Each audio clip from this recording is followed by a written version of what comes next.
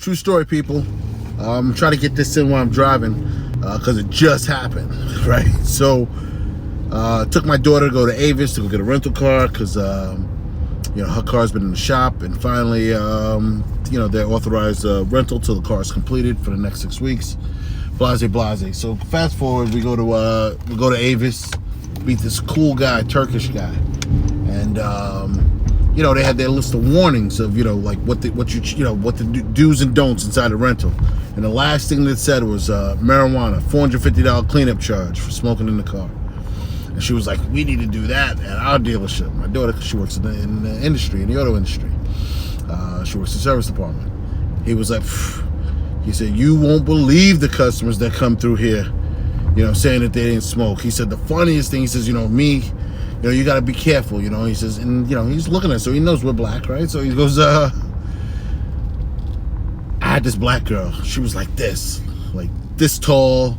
She comes in, and he says, you could smell it. It's just coming off her like a perfume, right? And he goes, I have to charge you because the car smells like marijuana. She says, I didn't smoke. And he says, I stepped away, backed up, because he says, I know that normally when you try to get in an argument with black people, he says, especially a black woman, he says, they're either going to swing or something right away. And I looked at him like, what? What are you talking about?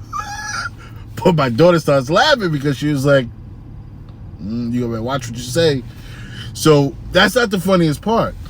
So after he starts telling us that, people always, have issues with the charges. Then he goes to say, I don't know if I should say this in front of you. I said, listen, my daughter's in the car business. I've been in it for 30 years. And then he goes, okay. He says, so here's the craziest thing. So last week, he said, so we get a customer that turns in a car. And, we go through all the cars, he says. And the one thing, he says, so as we're going through the car, I go in the back, I pull, and I find a freaking dildo. He says, so, he says, we're laughing about it in the shop.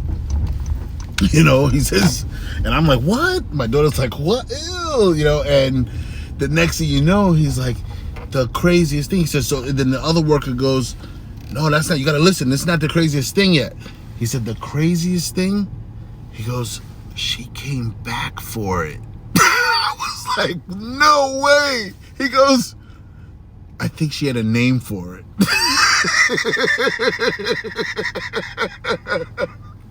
Bro, I would have just leave it. Just leave it. Would you have gone back for it?